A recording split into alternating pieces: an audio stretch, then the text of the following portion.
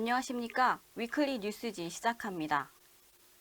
일과 사역을 병행하는 목회자, 이중직 목회를 어떻게 보시나요? 50명 미만의 작은 교회 목회자 2명 중 1명은 이중직을 경험했다고 합니다. 특히나 코로나 사태 이후 이중직 비율이 급증한 것으로 나타났습니다. 사역의 새로운 유형으로 받아들여야 한다는 주장과 함께 제도적 대안 마련도 시급하다는 지적입니다. 반면 이중직이 만능 열쇠는 아니기에 주의할 점도 필요해 보입니다. 정영권 기자가 이중직 목회의 현실을 짚어봅니다. 일하는 목회자, 요즘 어렵지 않게 볼 수 있습니다. 50명 미만의 작은 교회 목회자 2명 중 1명은 이중직을 경험했습니다. 총회교회 자립위원회와 목회데이터 연구소 등은 25일 목회자 이중직 실태조사를 발표했습니다. 조사 결과 작은 교회 목회자 절반이 사역과 일을 병행했습니다. 특히 목회자 3명 중 1명은 현재 직업을 가지고 있는 것으로 나타났습니다. 코로나 사태가 작은 교회에 큰 어려움을 주는 것으로 분석됐습니다. 코로나 사태 이후 직업 전선에 뛰어든 목회자가 27%에 달했습니다. 코로나로 목회자들이 아주 어려움에 처하고 있죠. 그래서 이제 생계 해결을 위해서 이중직을 이미 하고 있고 앞으로도 하셔야 되겠다고 하는 의향을 많이 갖고 계십니다. 목회자 이중직에 대한 인식도 바뀌고 있습니다. 목회에만 전념해야 한다는 반응은 10%에 불과했습니다. 반면 40%는 목회의 새로운 유형으로 적극 시도해야 한다고 답했습니다. 목회자 절반은 이중직이 현실적으로 불가피하다고 응답했습니다. 목회자 이중직이 증가하면서 제도적 보완도 필요해 보입니다. 정말 이중직이 신학적으로 좀 더 깊이 정립되고 다양한 사례들이 발굴, 또 취합돼서 발표되고 또 많은 분들이 실제로 이 일에 동참하도록 하는 것이 저희 합동직의 목표입니다. 이처럼 목회자 이중직이 늘어나고 있지만 우려도 있습니다. 일과 목회를 병행하는 게 말처럼 쉽지 않습니다. 육체적으로 힘들거나 설교 준비에 시간을 빼앗기기 때문에 이중직을 그만뒀다고 응답했습니다. 4년 넘게 카페 운영과 목회를 병행하고 있는 정권 목사도 사업을 접었습니다. 목회 집중력이 저하되고 영적 관리가 안 되기 때문입니다. 카페 교회를 계속하는 것은 한 4년 반 정도 성도님들의 영적 관리가 전혀 되지 않는다라는 그런 한계점에 부딪혔었죠. 목회에 전혀 집중력이 떨어집니다. 이중직이 목회에 도움이 되기도 합니다. 불신자를 접촉할 수 있고 재정에 도움을 줍니다. 그렇다고 목회자 이중직이 맞는 열쇠는 아닙니다. 목회에 집중할 수 있도록 총회와 노회, 주변 교회가 관심을 갖고 지원해야 합니다. 큰 교회의 물적 자원뿐만 아니라 인적 자원도 우리 성도님들도 1년이면 1년, 2년이면 2년, 3년 정도 파송 형식으로 그 작은 교회를 실질적으로 주일에 예배를 참석하시고 또 같이 전도해 주시고. 기독신문 뉴스지 전영권입니다. 한국교회의 꾸준한 과제로 지적되는 것, 바로 연합운동입니다.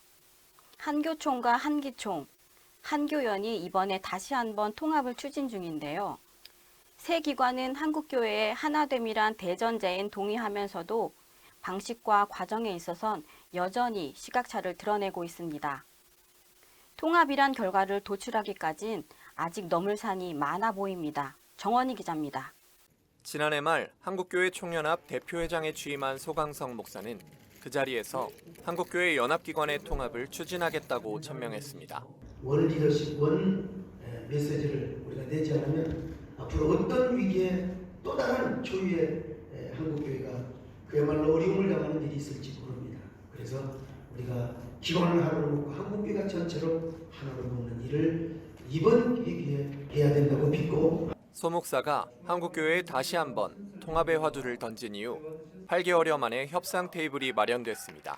한교총이 8월 15일 연합기관 통합 추진 공식 선언과 더불어 통합준비위원회를 조직했고, 같은 날 한국교회 연합도 연합기관 통합추진위원회를 꾸렸습니다.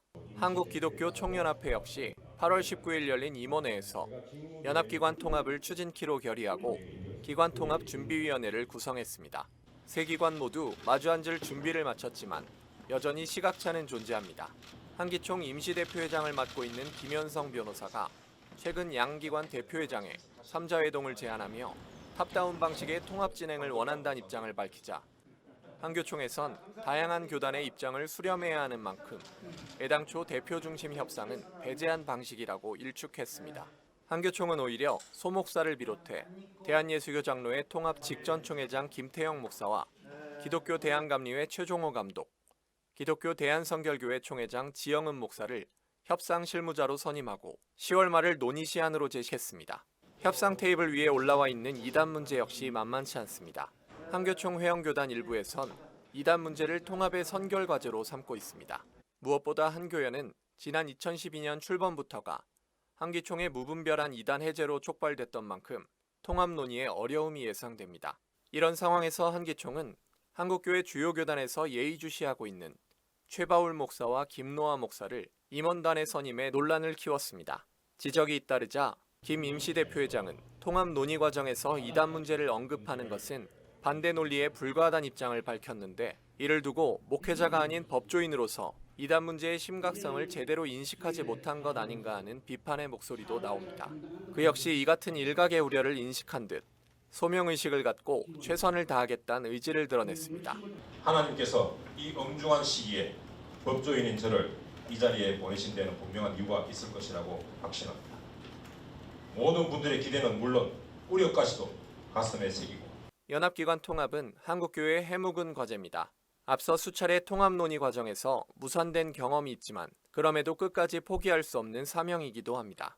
연합기관의 존재 목적은 밖으로는 공교회적 역할을 다하고 안으로는 한국교회를 보호하는 데 있습니다.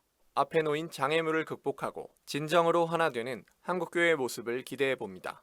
위클리 뉴스지 정원입니다. 한국교회가 국난과 재난이 연이어 발생한 IT 구호를 시작했습니다. 국제 구호 단체인 컴패션과 월드비전은 지진 이재민 긴급 구호에 나섰고, 한국교회 봉사단과 한국세계선교협의회는 24일 IT 한인선교사 협의회에 긴급 구호 선금을 전달했습니다. 한국교회 총연합도 협력했습니다.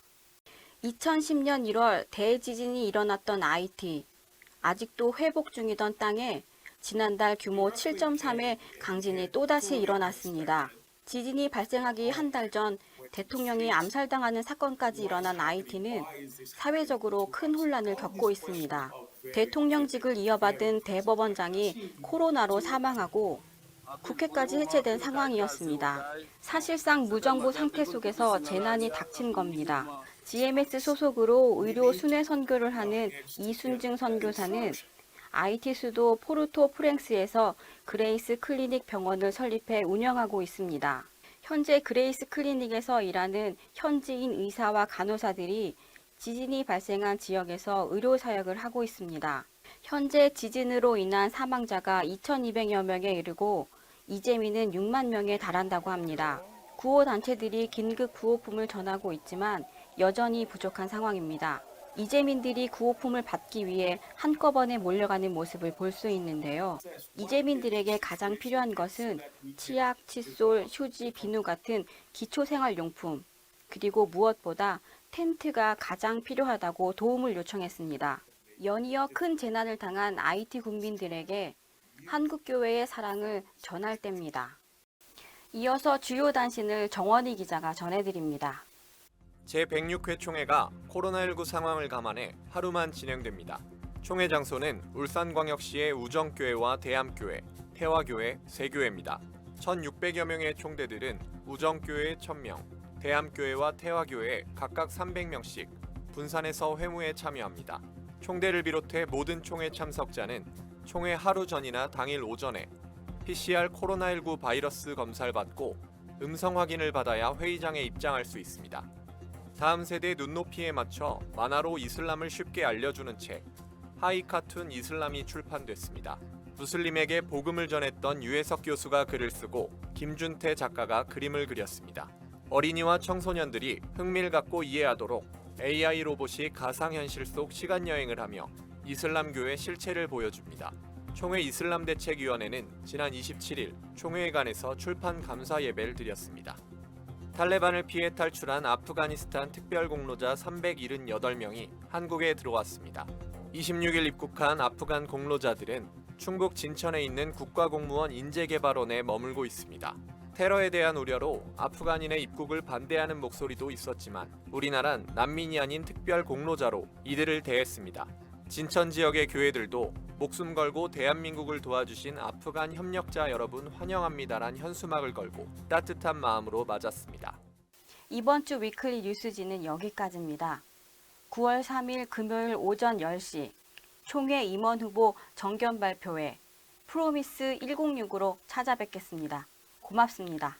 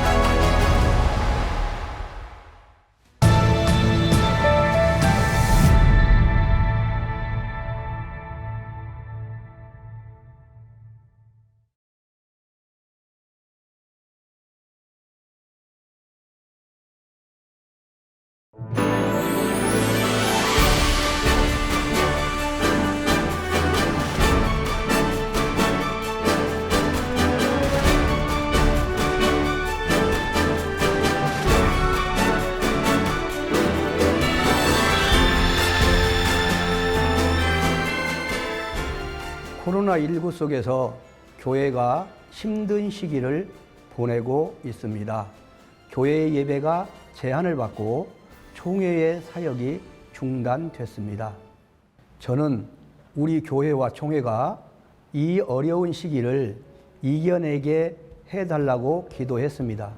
하나님께 기도하면서 장로 부총회장에 출마할 마음을 주셨습니다. 제106회 총회 부총회장으로 섬기게 해주신다면 코람데오 하나님 앞에 서 있는 진실한 자세로 총회와 전국 교회를 섬기겠습니다. 저는 총회장을 2분이나 배출한 대전 남부교회를 50년 동안 섬겼습니다. 담임 목사님에게서 헌법과 규정, 총회 결의와 양심에 따라 하나님의 일을 하도록 배웠습니다. 장로로 20년 동안 교회를 섬기고 총대로 12년 동안 총회를 섬겼습니다. 101회 총회 부회계와 102회 총회 회계를 비롯해 재정부장, 총회 선관위 임원, 한국찬송가공회 이사로 섬겼습니다. 저는 누구보다 총회를 잘 알고 총회를 위해 일할 수 있습니다. 저를 장로 부총회장에 뽑아주신다면 첫째, 원칙과 공의의 총회를 위해 헌신하겠습니다. 정치적 타협과 야합이 아닌 원칙과 정의가 지켜지는 총회가 되도록 힘쓰겠습니다. 둘째, 미래지향적이고 생산적인 총회가 되도록 하겠습니다. 급변하는 시대를 선도할 수 있는 총회가 되도록 섬기겠습니다. 감사합니다.